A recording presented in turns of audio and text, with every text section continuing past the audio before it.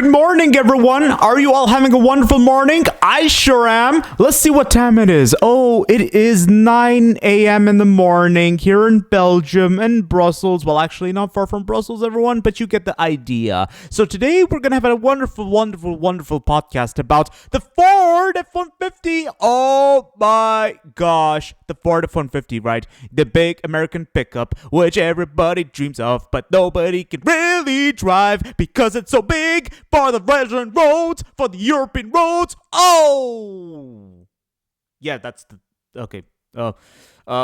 Don't judge my singing skills, guys. Let's just be really honest, okay? When it comes to American cars, they're really cool for Europe, but the harsh reality is, who can really drive them here in Europe?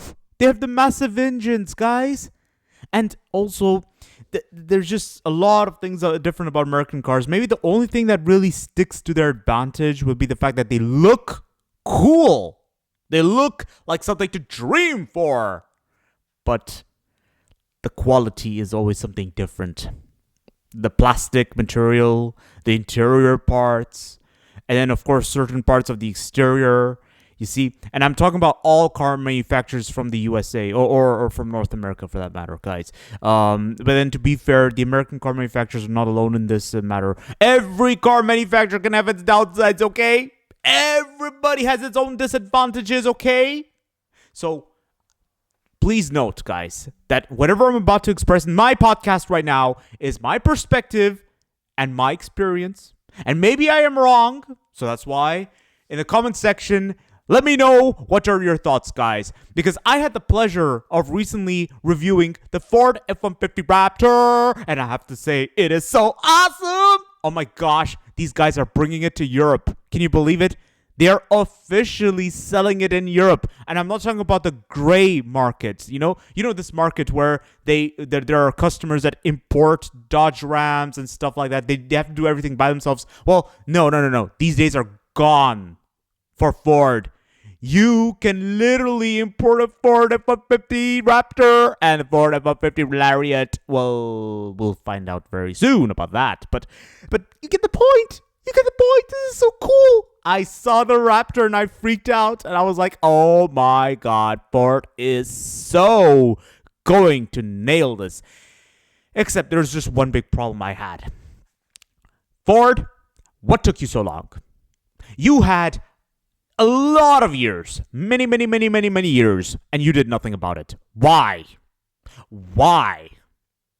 Oh my goodness! It's great development right here. Okay, it's really good how Ford brings back the F-150 to Europe. Well, I don't know why I just said bring back. Did they ever sell the F-150 before to Europe? I actually don't know. But what I do know is that for a very long time, there was a big rift between Ford Europe and Ford North America. Basically, Ford North America was where you had all the cool Fords, which everybody would dream for. Kids at school would dream for these cars. Like the Ford Mustang. Oh my goodness. It's like I knew at least 10 kids in my school who dreamt of them. Oh my, it's crazy. And even to this day, the Ford Mustang remains a car to dream for. And then the Ford F-150. Oh, wow. Yeah. Basically, the Americans had everything. Whereas we Europeans in Ford Europe, do you know what we got?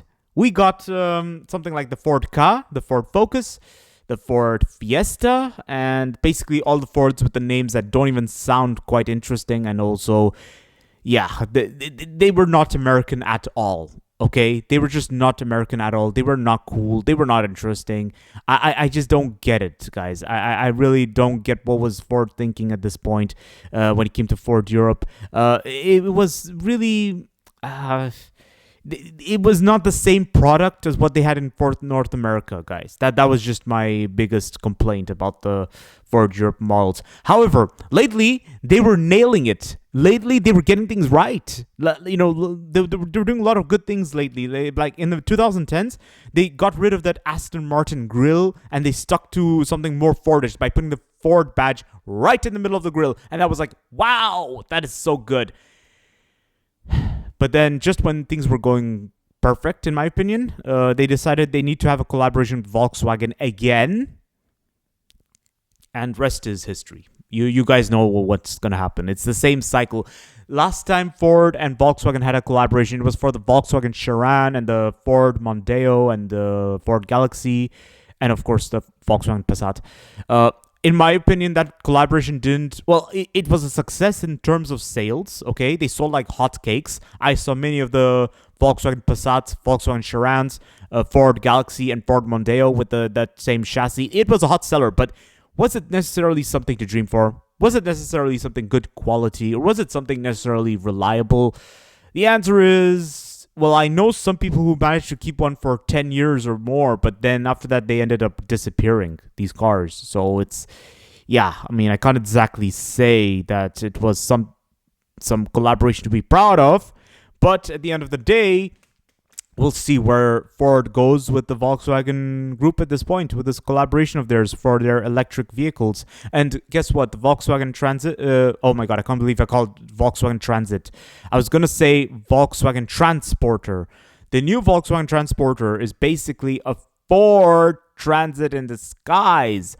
So it seems like Ford is gaining significant importance here because it seems like Volkswagen is busy channeling its investments into EVs at the moment, electric cars.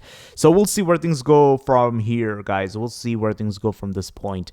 One thing I definitely am interested in talking about right now is the Ford F-150 Raptor. Okay, so at first sight, I'm going to be very honest with you all. It was love at first sight. I saw the car, and I was this close to going up to the salespeople and asking them, how much is this thing? Can I actually get it? It's so awesome. They told me the price. It was 140,000 euros, guys. Like, wow. Oh my God. 140,000 euros. Are you kidding me? Well, that, in my opinion, that was a bit of a letdown, okay? That was a bit of a letdown because, I was expecting it to be a bit budget. Well, a bit budget in the context of less than 100,000 euros at least. Because, come on, it's a pickup truck. It's not from a luxury car manufacturer, and it's supposed to be affordable. That was at least the idea of a pickup all along. But no, they want to. I don't know whose idea was this. I don't know what is the reason, but no, we have to go premium, it seems. Well, or maybe it's not that. Maybe it's not in Ford's hand to decide this. Maybe there are a lot of things to consider because after all, it is coming across from the USA. They have to cross the pond to Europe, and I can imagine there are a lot of things that need to be paid along. So you're paying the importation taxes. You're paying the importation. I don't know if tariff is the right word. I really don't know, guys. But I know there's a lot of procedure that goes into bringing a vehicle to Europe from the USA and vice versa from Europe to USA. And then also production. I think in the production, to make it suit European standards, there must have been some additional tweaks. And these additional tweaks may have been a bit expensive. So they put it in the price. And I get what's going on. But 140,000 euros for a pickup. I was about to say, are you kidding me? But then at the same time, I can't exactly blame them. I mean, there are utility vehicles like road tractors that cost like between 100,000 euros to 200,000 euros, but these are not really for pleasure. These are not really for use. These road tractors, which I see in my truck spotting session, are for work. They're for work. So, the Ford F-150 Raptor can definitely be for work, but good luck trying to explain to your boss why do you need those off-road tires. Like, seriously, why do you need those off-road tires then? I saw the Ford F-150, I reviewed it, and I have to say, the first thing that came to my mind was it could be definitely used for someone who has a construction firm, because I know someone who used a Dodge Ram for his construction firm, and he actually used it to pull heavy trailers. Like, seriously, the guy had dust covering his Dodge Ram. He definitely, you could tell he was using it for work. He was not just using it for pleasure purpose or just driving in town with his glasses and everything. No, he definitely was working with it. He also had his company construction firm logo on the side door of it, so you can tell he was being professional about it. And the trailer was pulling some heavy scaffold. So okay, I'm gonna think of the other side of the scale. The Ford F-150 does have purpose in Europe. But that's if you can definitely entertain the possibility you're going to use it professionally. Like that's the idea I get. Otherwise, on the other side of the scale, the only purpose I see for the Ford F-150 Raptor would be the fact that you can keep it as a collection car. Keep it for your collection. Keep it for your collection, guys, because why not? I mean, it's not every day you see a Ford F-150 Raptor. I'm beginning to see more Rolls Royces than Ford F-150s out there, or even more Bentleys, more Ferraris. Jesus, I think I saw the summer holiday, I saw at least 3 Ferraris on the highway, whereas Ford F-150, nada. Nope, we don't see Ford F-150s. So I highly recommend get a Ford F-150 as a collection, or if you can order a V8 engine, that will be so sexy for your collection. You should definitely get that if you can. If you can't, then just compromise and stick to the V6. Stick to your V6, guys. That's the engine I reviewed. The one which I reviewed had a V6 engine, from what I was told. But, when it comes to horsepower and figures, oh my goodness, I lost track. But at the same time, there are many different options available. There are many different options available. In fact, on the Ford website of Belgium, I can't exactly find it yet, but I'm sure they'll update it. And I can't wait to check it out. But again, let's get back to the Ford F-150. The Ford F-150, the other problems actually, let's talk about the positive side. What I really, didn't I just start out the conversation by saying that it was love at first sight? I think I started the conversation there. So why don't I elaborate on that a little bit? Why was it love at first sight? Was it because of the big wheels? Maybe. Was it because of the big size? Maybe. Was it because of the looks? Maybe. Was it because of the fact that it's American? Yeah. Finally, an American Ford. Not some pretentious, Ford Transit that's visually not American enough. Well, actually, the new Ford Transit Custom is more American than ever. But I'm talking about the Ford Focus. Jesus, the Ford Focus. From the get-go, I was really thinking to myself, why don't we get American Fords? Why do we have to compromise on buying German-built Fords or British-built Fords? I mean, because the Fords here in Europe are very British-German, I'd say. Actually, the newest Fords are starting to have identity crisis a little bit, because I had the pleasure of reviewing a Ford Puma not too long ago. It was a facelifted version. Okay, when I reviewed the pre-facelift, it was awesome. It was quite a sexy car, actually. It was something to rival against the Nissan Juke and perhaps the Volkswagen T-Cross. It was a gorgeous car. I liked it. But then they did a facelift to it, which made it very... what did they do to the interior? It's so German. Seriously. Anyways. Okay, back to topic. We were talking about my reasons of liking the Ford F-150, and that's because of the fact that it looks more American. It is more American than ever.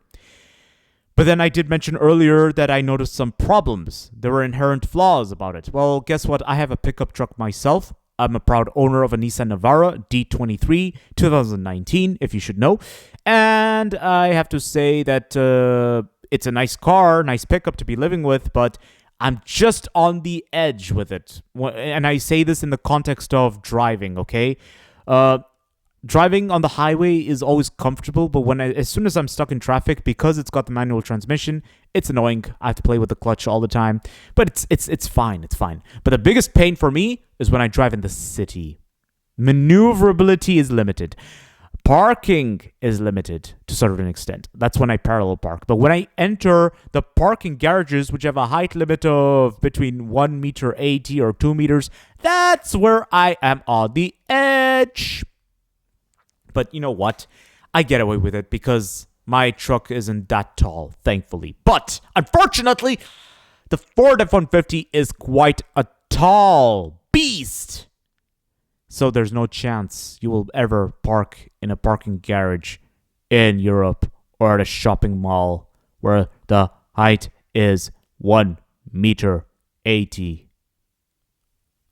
So better watch out, folks. Okay. Enough of this. Let's be serious about this. Seriously.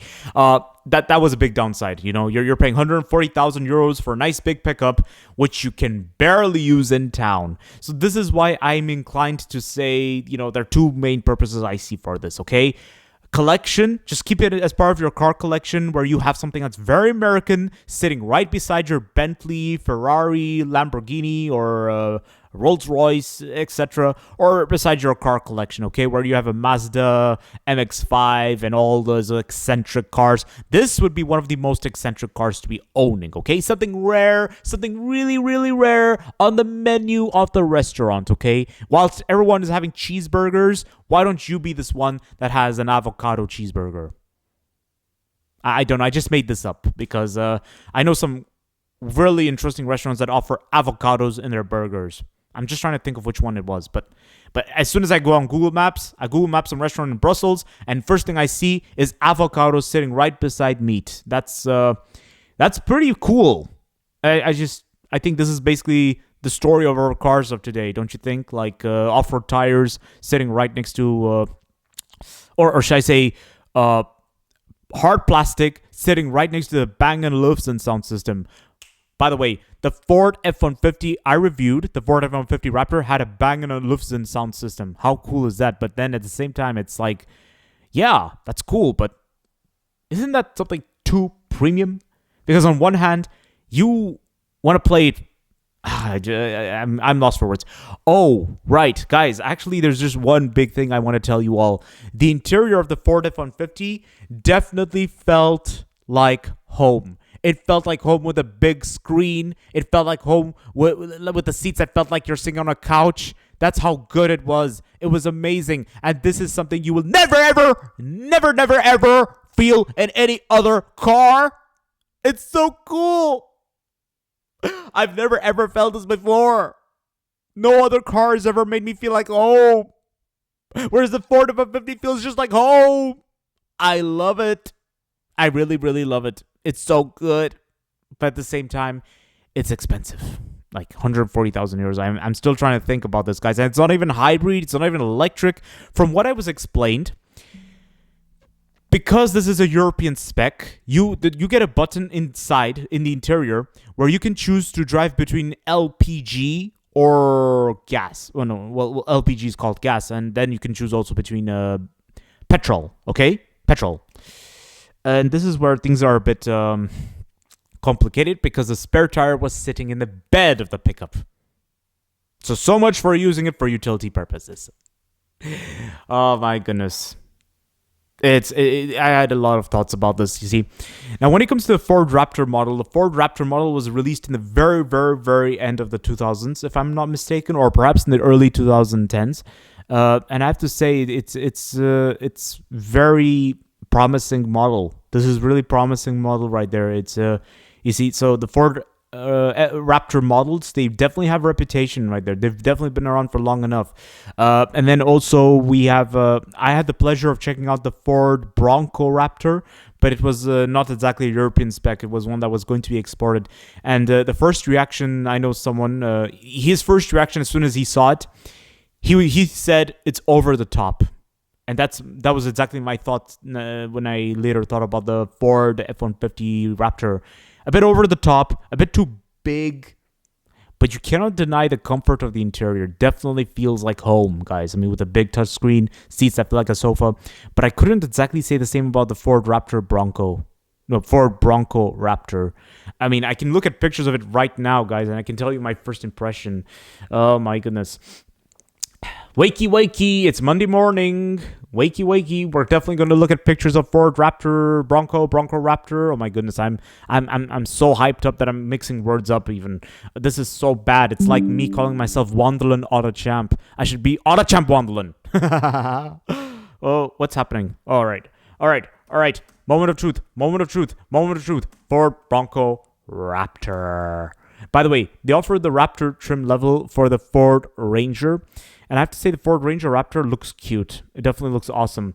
But I seriously hope they release an EV version because very soon, I don't know about the rest of Europe, but here in Belgium, by year 2030, diesel engines are completely banned from entering the city of Brussels. So I seriously hope they do something about this. I mean, I don't know. Maybe I'm mistaken, guys. So don't take my words as the gospel.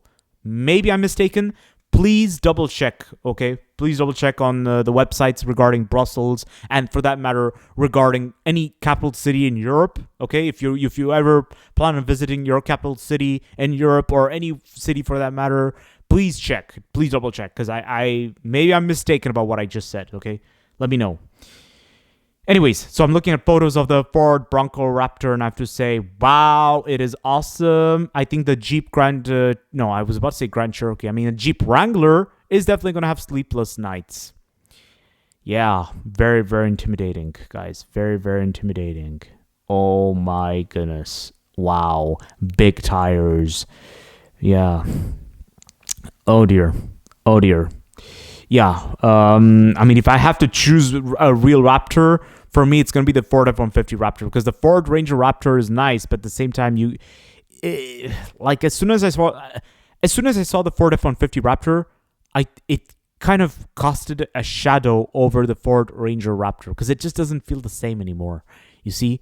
Because the Ford F-150 is definitely a real pickup, a real American beast, whereas the Ford Ranger had a really different history. I mean, it was actually, if I'm not mistaken, I can even check this out, but it was actually started by Ford Australia, or I know Ford Australia had some big... No, now I remember. Okay, guys. The first ever Ford Ranger Raptor... No, Ranger, not Raptor, guys. Just the Ford Ranger started out as a rebadged Mazda. Then I think the third generation or something like that, or the second generation, that was when it was Ford Australia that created its own Ford pickup. So, they created Ford pickup indigenously, guys. And this is where Ford basically started selling the Ford Ranger pickup around the world. And it was a hot seller, guys. It was great. It was a success. And in terms of reliability, it was actually better than most Ford vehicles. It was actually better. It was very well built. I spoke to many Ford Ranger owners. Actually, wait, let me check this out. Hold on a second, guys. Hold on a second. I'm with you. I am with you. Ford Ranger. Okay, now things are more clear. Okay, guys. So for the Ford Ranger, it's basically the same competitor against the Toyota Hilux and Nissan Navara. And basically, the third generation... It was, so there's an international version, which was actually the first generation was so we have the first two generation, guys, which were actually rebadged Mazdas. All right. And then it was the third generation, which was actually developed by I think it was designed by Ford Australia, apparently. Well, now don't take my words as the gospel, guys, but it was designed by Ford Australia, and it looked better, actually. It was a big step ahead because we had the strong Ford identity and everything, and earlier I was talking about reliability. It was better than any Fords out there, guys. And you know, and please don't get me wrong. I'm not trying to say that Ford cars are unreliable. I would never say that cars from I would never say that all cars from one car manufacturer are unreliable. That's because that's simply not true. I've seen bulletproof Fords too, guys. So, you know, I've seen some Ford Transits and Ford Rangers still driving to this day. It's like if I go right now outside, I know I'll see a gardener with his old Ford Ranger, an orange one from year 2010 or 2000. No, I think it was, 2012 or something. You know, this is how long they've had it. Some of them. So it's and then also we have the fourth generation Ford Ranger, which was also designed by Ford Australia, but it had, I think, a lot of involvement from Ford around the world, I'd say. Like, so there was maybe some inspiration from Ford America or Ford Europe as well, because there's something about the fourth generation Ford Ranger. No, I think it's second generation. Is it? Well, there's something about this particular Ford Ranger, this newest one that was released last year or 2 years ago. It really looks American. That was my first impression of it. It looks very, very, very American. So it is awesome. It is really cool. And the Raptor version of it is awesome. I'm looking at pictures of it right now as we speak, guys. And I have to say, it's really, really sexy. It's really, really nice. But at the same time, I have to think to myself, with the Ford F-150 out, Is the Ford Ranger going to live in the shadows now? We'll see, guys. We'll see. It seems like lately Ford has been seeing a lot of importance when it comes to utility vehicles, because even Volkswagen asked Ford for help with its Amarok. Can you believe it? It's, in my opinion, that's got to be humiliating, because the first generation Ford Amarok was awesome. I think they did a good job with it. But then they decided they need to have a collaboration with Ford regarding the Amarok. So I really don't know what they were thinking. I really don't know what was the thought process behind this. But okay, whatever. They have their own plans, and we just have to trust them. Trust Ford, trust Volkswagen. But you guys get the point. So, like, when it comes to Ford and its Ford F-150 model, it's going to be very interesting how things will go. And now we're going to have to talk about the Ford brand compared to its American competitors here in Europe, okay? So, first of all, let's talk about Ford versus General Motors versus Stellantis. General Motors has completely kind of lost the plot in Europe. They've gone from Europe. They don't have anything going on in Europe. The last thing they had was Opel. But I don't know what the reason was. They just decided they have to get rid of Opel. The same way, I don't know what exactly happened to Saab. But hey, I mean, whatever happened was a pity, guys. It's a pity. So at this point, General Motors is no threat to Ford in Europe. Stellantis, on the other hand, has a lot of advantages in Europe, guys. They have a lot of things going on. Now, I don't know if they have an official website selling European spec Dodge Rams for Europe. I actually don't know anything about that. In fact, I can check right now, but I couldn't exactly find anything out of the ordinary, guys. I couldn't find anything unique here. Like, I can just check right now. Oh, what am I gonna find? What am I gonna find? Oh, it's mostly third-party dealers, third-party salespeople. Hey, but can you really judge them? No, you can't. I mean, hey, it's still cool, because when it came to the gray market, the Dodge Ram has always been the hottest pickup in Europe, like quite literally. Compared to the Ford F-150 and anything General Motors built. Like, in fact, you'll see many Dodge Rams. People like the Dodge Ram for some reason, especially here in Belgium and the Netherlands and most of Europe, you see. I have to agree that the Dodge Ram is the most stylish one, but in my heart, I always had something about Ford. I had something for Ford, because when it came to the Dodge Ram, I found it to be very much of a pity how they abandoned that cross on the front grille. They got rid of the cross in favor of writing Ram in letters on the front. And that's, I think, in my opinion, a letdown. I was like, come on, Dodge. Come on, man. Why would you do that? Seriously? Are you kidding me? But okay, who cares? It is what it is, right? We cannot just complain about everything. Oh, my goodness. It's it's a lot for me to see, but then you know what, we will see where things go from this point. In fact, speaking of American pickups, I had the pleasure of not too long ago seeing a Tesla Cybertruck, guys. I actually saw a Tesla Cybertruck. The dimensions are very similar to that of traditional American pickups, so it was big. It was around the same size as a Ford F-150 Raptor I just saw. Okay, maybe not the same size as the Raptor, but then you get the idea, right? It was, give or take, a real American, but at the same time, it was just basically touchscreens. It was very Tesla-ish for the interior. I didn't see the interior, but I could just peek at it from standing out, and it was quite interesting. In fact, I actually look forward to reviewing it someday when I get the chance. And if I don't get the chance, who cares, everyone? There are many Teslas out there. There are many different electric cars. There are many different electric pickups that are going to be released soon. And there are many different pickups for that matter, and that to American pickups. So we'll see how things go. And this also reminds me of my experience with the Hummer. I reviewed a Hummer H1 about 2 years ago. And I have to say it's... oh my goodness, it was a nightmare moving at that thing, because I was lucky. The Ford F-150 Raptor actually had a 360-degree parking camera, right? The brand new Ford F-150 with a 360-degree parking camera, it's a must, because I must confess to you all, I use a 360-degree parking camera with my Nissan Navara every day. Woo! Whereas, unfortunately, for the Hummer H1, there was no such gadget. Pity. The quality of the interior of the Hummer H1, oh wow. But I mean, to be fair, it was a 2006 Hummer H1, so... No, H3, I think. It was, I don't know if it was an H1, H3. I actually don't know about the Hummer terms here, but all I know is that it was a pickup, and it was definitely just like, I think one of the most, oh my goodness, one of the worst vehicle I've ever reviewed. It was just so bad, guys. The exterior, you could barely see what was going on outside.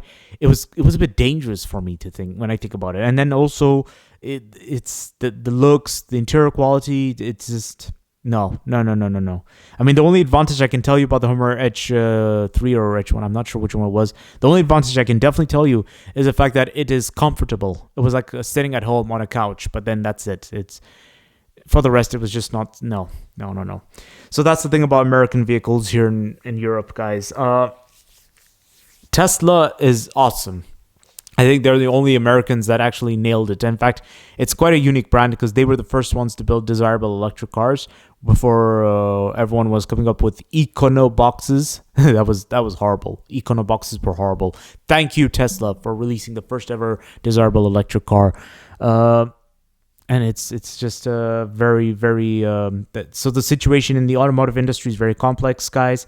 When it comes to the Ford F-150 Raptor, it's a really new chapter for Ford, in my opinion. It's a new chapter. I feel like Ford should have done this ages ago. I really don't know what took them so long. I wish I had known, but hey, I don't know the answers. So I guess we'll have to, wait and see. I hope there's going to be an electric version coming out, because if there's an electric version coming out, I would want it. I definitely need it. But then on the other side of the scale, I just have to be careful because... Sorry for my yawning. It's morning.